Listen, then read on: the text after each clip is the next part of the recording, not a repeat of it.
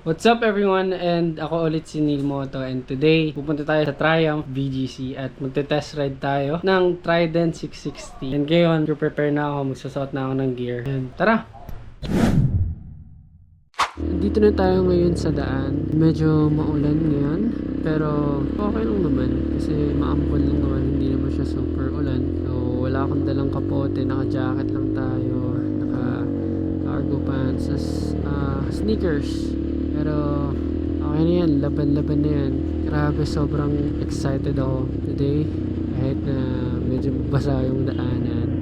Tutuloy pa rin tayo sa ating agenda today to test ride the Triumph Trident 660. And ayun no, sobrang natutuwa ako sa Triumph kasi laging may nakapost na, oh, merong free test ride today, or sa ilang days sila may test rides para sa mga riders na gusto mag test rides ng mga motor nila. And nakikita ko rin na first 100 na tao yung pumunta doon, meron silang free coffee. And ayun, kaya sobrang nainganyo ako pumunta. Kinakabahan ako and na-excite. Halo, syempre ang dinadrive lang natin is a lower cc bike which is 250cc, ang Motorstar GPR 250 V2.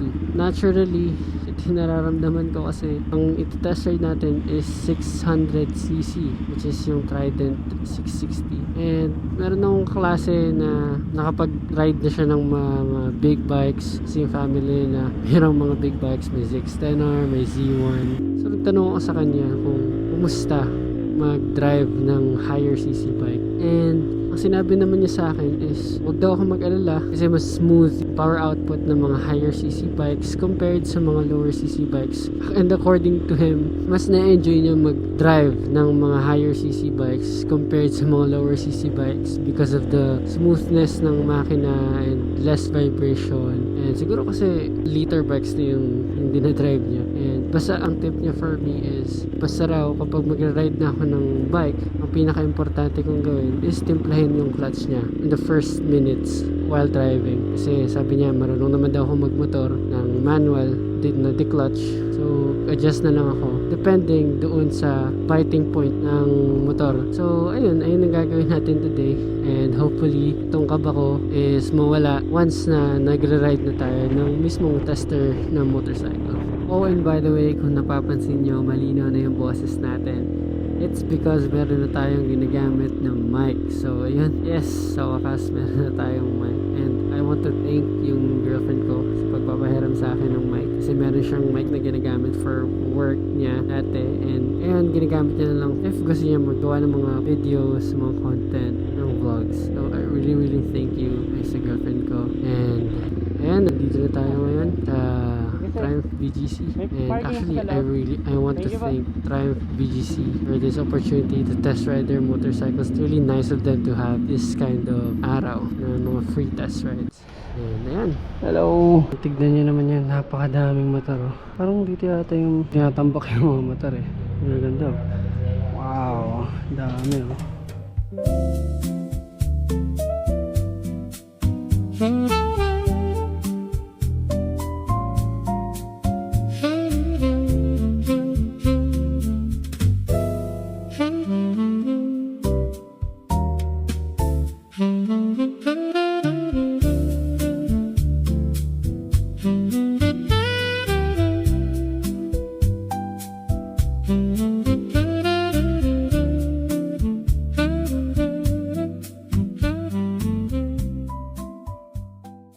So this is the all-new 2025 Triumph Trident 660, and it has a liquid-cooled 12-valve dual overhead cam inline 3-cylinder na merong 660cc displacement. Ang max power niya ay umaabot ng 80 horsepower at 10,250 RPM. And meron siyang max torque ng 64 Newton meters at 6,250 RPM. It also has a 6-speed gearbox. Gumagamit siya ng tubular steel perimeter frame. And meron siyang Showa 41mm upside down separate function forks for the front suspension. And meron siyang Showa monoshock with preload adjustment for the rear suspension. For the front brakes, it has twin 310mm disc Nissin 2-piston sliding calipers with ABS and single 255mm disc Nissin single-piston sliding caliper with ABS for the rear brakes also. And for the seat height, meron siyang 805mm. Meron siyang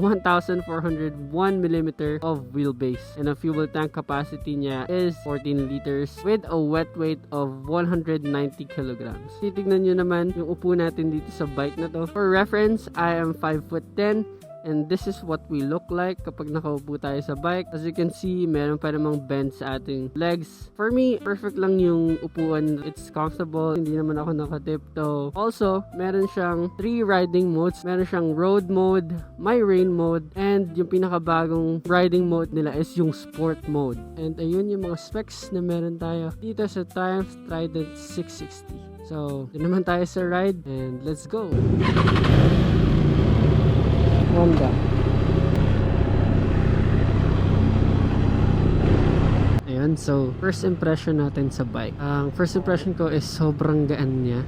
Doesn't feel like I'm riding a 600cc na motor. Ang feeling niya is parang yung motor na gamit ko, pero mas mabigat lang ng konti. Pero hindi siya yung heavy na nakaka-overwhelm. Nakakatuwa kasi nakuha ko agad yung timpla ng clutch niya. Di ako nag-stall sa unang arangkada pa lang. And ayun no, isa pa sa napansin ko, ang ganda ng tulong ng grip sa gilid ng tank. Feeling ko, hindi mo na kailangan bumili ng aftermarket tank grips dito. Kasi kapit na kapit talaga yung thighs and yung knees ko sa motor. And I think that's a huge plus for stability. Dahil naked bike to, subukan naman natin yung torque niya.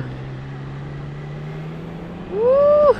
Grabe! Suwabing-swabe yung arangkada. Sobrang lakas din ng hatak. To the point na parang confident ako tuwing hataw o gagawa ng mga overtakes. Grabe, solid.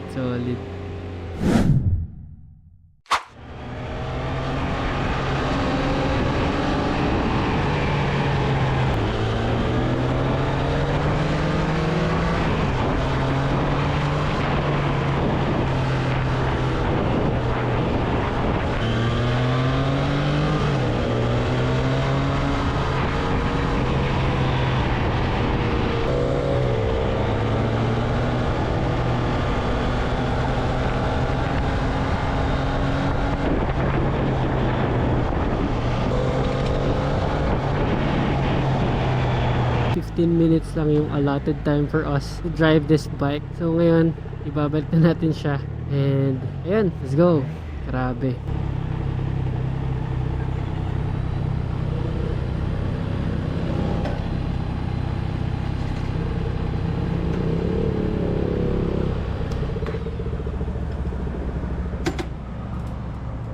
So, sagutin natin yung tanong ng marami. Pwede ba to sa beginners? Ang masasabi ko is, kung zero experience ka talaga at walang alam sa motor, I wouldn't recommend this as your first bike. Strictly because of the torque. Kasi siguradong magugulat ka if you're a beginner sa power ng bike na to. And mataas yung chance na ma-crash mo yung motor. Pero kung meron kang foundation sa pagmamaneho ng manual na motor, pwede sa ito. Tama nga yung sinabi ng kaklase ko na once na matutunan mo yung timpla ng clutch at yung throttle control, I think riding any type of bike gets easier. Overall, I would definitely recommend this bike. Grabe kasi yung classic look. Alam naman natin na yung mga classic look sobrang timeless ng datingan yan. And sigurado ako mas gaganda pa rin tunog nito, lalo na kung naka aftermarket exhaust siya. Pero syempre, it always comes down to personal preference. Pero for me, I had so much fun riding this bike. Super solid. So, ayun, tambay muna kami ng mga tropa ko dito sa Pick Up Coffee para magkape muna saglit. And grabe, bitin pa ako sa ride pero solid to. Solid tong araw na to. And ayun, kung nagustuhan nyo itong video na to, don't forget to like, comment, and subscribe na yun kayo guys. I think I'll end the vlog here. Kita-kits sa susunod na ride. Ride safe. Peace out.